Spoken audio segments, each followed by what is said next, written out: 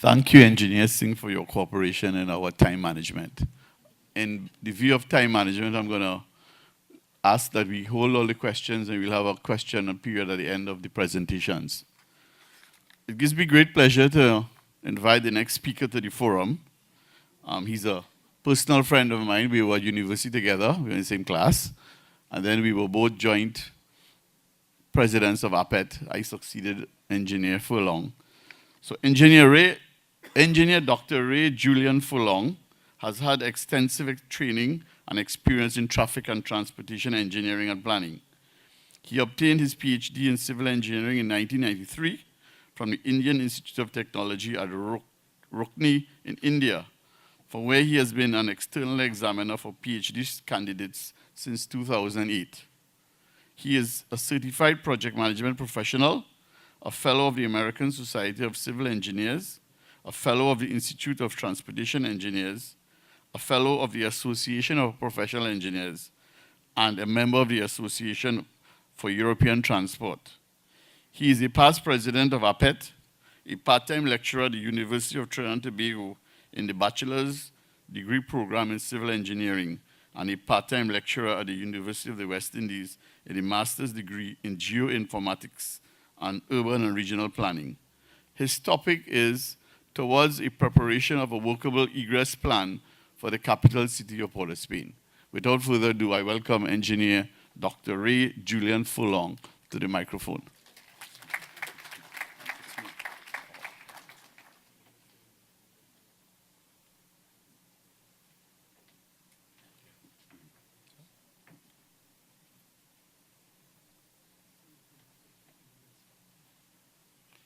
Thank you very much, Mr. Chairman, and he is not my brother, and I am not here because of some kind of patronage. Thank you to APET for allowing me to present.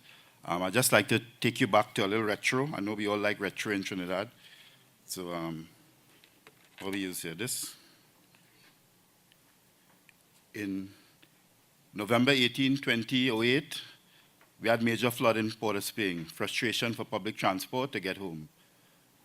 There were several bulletins. On all the media, they had all kind of different things, but this one caught my attention. The police bulletin stated that, one, if you were in your office, stay there. If you were attempting to visit Port of Spain, cancel your trip. This was on the radio. And this is what it looked like.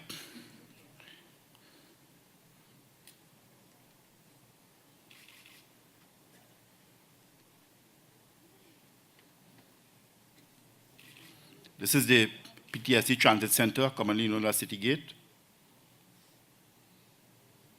This is outside the transit center on the South Quay. This is South Quay here, near Courts. This is opposite City Gate.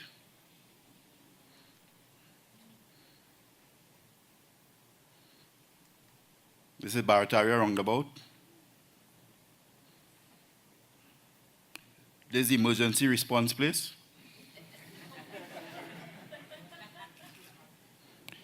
This is a confused commissioner of police. Notice all direction the cars are going. It's about 8 o'clock in the night. And going back a little further, the then mayor said he predicted in 2004 that with the new dredger that the city was getting, this was taken from The Guardian, we will be free from flooding. 4 years later is what I just showed you. And then, going back in between, July 11th, 2005, at 2 p.m., a low-power device, a bomb, they say, was detonated. Tommy and Frederick Street in Port of Spain. And these photos were taken, not by me, I took it from the newspapers. This is the situation about 3 o'clock. People wanted to know how they're getting home. There's by Cipriani statue in the background. People were diving into maxis, trying to find any way of getting home. And then 2 days later, this was Monday, 2 days after that, at 12 noon, the Prime Minister's office, in preparation for Hurricane Emily, said everybody should go home by 12:30, which was expected to hit by 8 o'clock in the night. Well, you could imagine what took place. And this is what took place. This is the Audrey Jeffers Highway at just about 12:30. So the focus... You waited. So the focus of this paper is in emergency response planning for Port of Spain on a weekday peak evening, say about 3 o'clock, which I have in mind, during or following severe weather conditions. At this point, I'd just like to acknowledge the contribution of my colleague, Miguel Cojo. He's in the back. He is being trained in transportation, land use transportation, modeling, and simulation. So I just give the directions, and he do the hard work. So that that's the next stage of the work here. So I get the credit, I stand up, and if it look good, if it look bad, I'll say, well, I had somebody helping. So what is the problem? How much time is needed for the population to reach a safe place? Now, I am thinking the current paper that will be completed, because simulation, real-time simulation takes a lot of time to put together, as you heard from the previous speaker. I am looking at a situation, a scenario is being created where, yes, there's flood, as you've seen in the downtown area, and there's a big landslip on Lady Young Road. So only when you reach the landslip, because of no information, you will see that you can't pass. And I am not looking at, perhaps at a future date, I'd look at this one. When the Beetham, the culverts, there are 6 culverts on the Beetham Highway. If ever you stop and you look at them, you will never pass on the Beetham Highway again. Or you will pray hard when you're passing, because they are large culvert lines that have failed, and I don't know how they're holding up by hope. So at a future date, I will simulate the collapse of that. So this one doesn't deal with that. So thirdly, what routes must how many people are at risk? What routes must be used by public service vehicles? What are the best emergency access points, and what control measures can be implemented? What are the issues? The need to relocate buses and maxis from the PTS. You see it. How do you get to it? Yes, the buses can drive out in high water levels, but how do you as a commuter or the passenger get onto it? So there are ideas to use and this is what the simulation is preparing, using places like the Hazley Crawford Stadium, George V Park, Queen's Park, Savannah, also places on Richmond Street, some of the car parks and so on, because people will not be able to use their cars, so that they'll have to have somebody to get them, and of course secure their cars properly. Keep in mind, you saw on the slide just now the PBR, the priority bus route at Eastern Main Road. They were also flooded, and there's need for traffic control and public information. What are the constraints?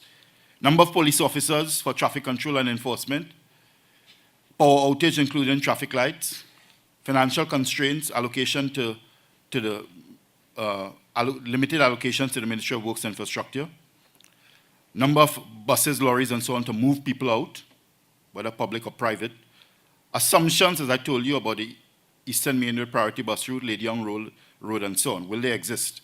Just quickly, backing up. This is a projection from 1995, the growth of vehicles, and you see private vehicles comprise 70% of the total vehicles. And the annual growth rate for autos is about twice the growth rate of the population. That one is hard to figure out. Cars going more than the people. Okay. In 1996, the study showed in the East-West corridor that 20,000 persons were coming into Port of Spain from the east in 4,500 vehicles. 10 years later, the same number of people in twice the number of cars. Fewer people in cars. That's the data saying that, not me. This may be a little difficult to see in the distance, but nevertheless, it's 350,000 plus people in the last study done, and we don't collect transportation data in this country. It had to be something like a major thing to collect data. This is 2005 data. Take things the developer would take for granted, like person kilometer traveled, vehicle kilometer traveled. When they come down here, they're shocked that we don't have those things. We have to make it up. We have to do a little bit of studies on the links, and then add the number of people passing, what's the link of the link, and that is it. And do that for the whole of the country. All, whatever number of links. So we have about 350,000 people coming to the city. 30% of the population come to the city every day and go back out of the city. So we have 30% of the population is transient and captive to the city. And per hour, which is this slide, when you get it, you'll see it, This slide shows the per hour, right? I'll just tell you quickly, 20,000 persons and 7,000 vehicles coming from the east, coming from the west and northwest together on the top northwestern side of the slide, 13,000 and 5,000 vehicles. Those are the critical things. So we're going to try to present how you're going to get those people evacuated. Now, in Port of Spain, 50,000 people reside.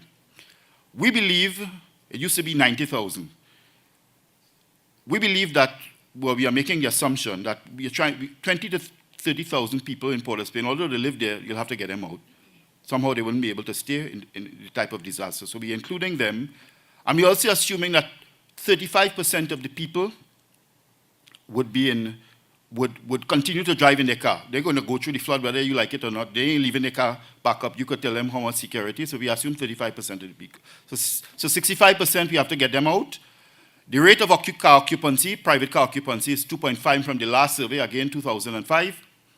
And so based on a little CBDME, we come up with the number of people we have to move out. Now it just shows you here that the data between 1966, data that these are when the studies were done, 66, 81, 96, 2005. It just shows you, let's look, for example, look at the PBR, just east of the terminal, PTSC terminal there. You see 2005, 767 people using the bus route, right? That include illegal and illegal too. Authorized and unauthorized, and buses as well. Then jumping down, east of the NP flyover, 1,000. That's the cross-section there. Then west of the UBH, that's by the Mount Hope Hospital, 1,240. And then west of the Southern Main Road, you see 2,400 vehicles, 2,400 vehicles using a one-lane road. That is above even the, that's the Churchill Roosevelt, which was 2005. Let me just back up a little bit.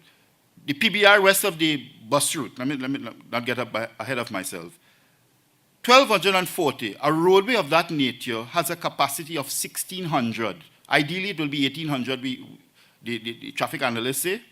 But in our situation where people stop all the time, the vehicles stop all the time, they stop in left, they put on the right indicator so you can't overtake them, you know the thing. So we say about 1,600, and that is 1,200. Is it any surprise that you have the congestion on the bus route that you have, and it is a bus way? So we're in trouble on that.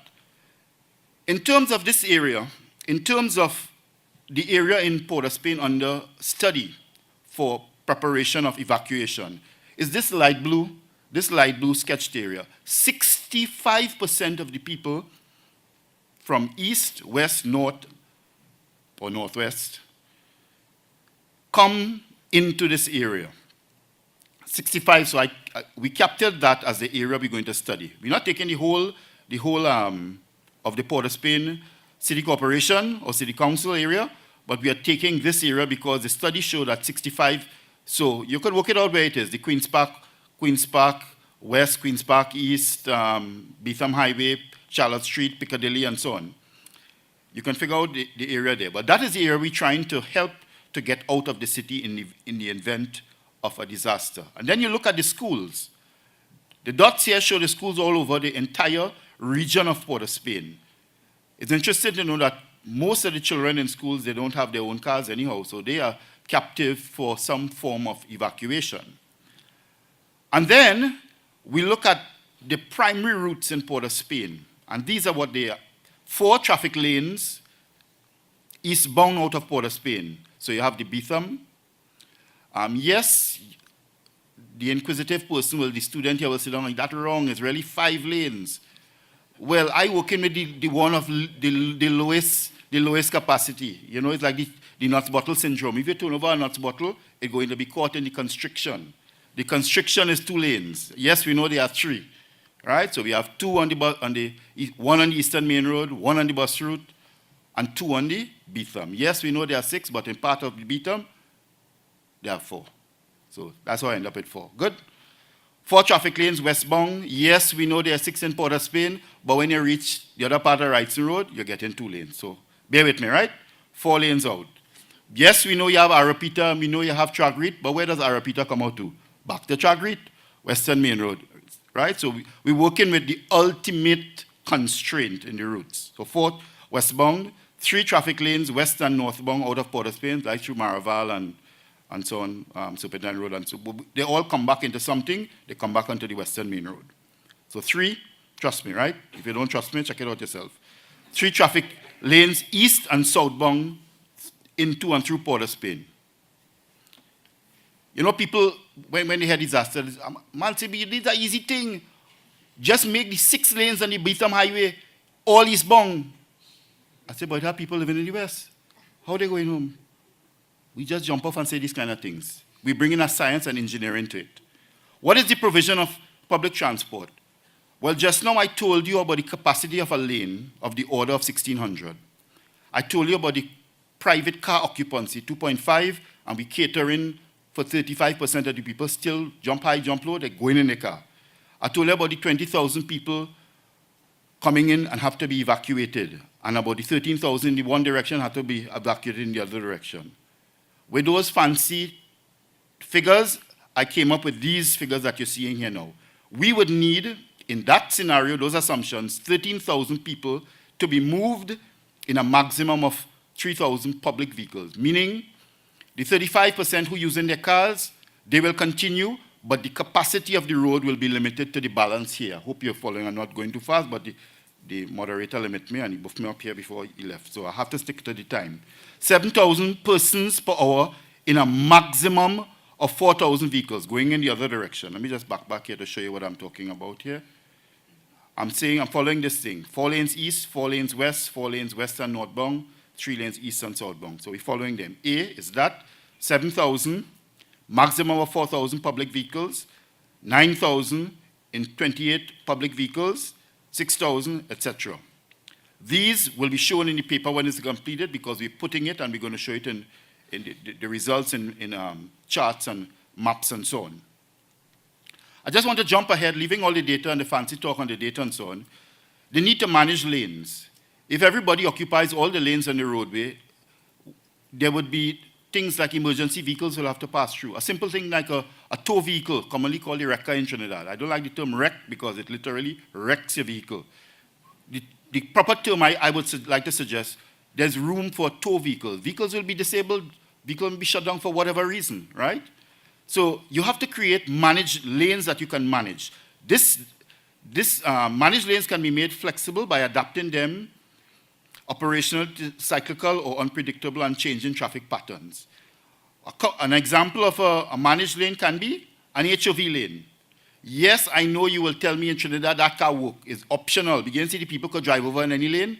Well, whatever. Managed lanes require enforcement. And today's technology, you have monitoring cameras, right? And they'll pick you up. In fact, recently I was traveling with my sister on a highway she went through the toll. I said, well, you just drove through. She had her easy pass and going through. She said, listen, before I reach home, I will have my ticket, or it might be emailed to me. Hey, that's technology. So yes, put the thing optionally. Take a chance if you want. But and then you may laugh further. You will say, I'm always of the opinion that unless you have 3 or more lanes, you shouldn't be putting these things. This is in England.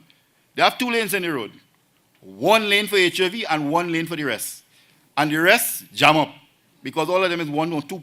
1 is 2 plus. So all of them, every car on the right is 1 person in the car.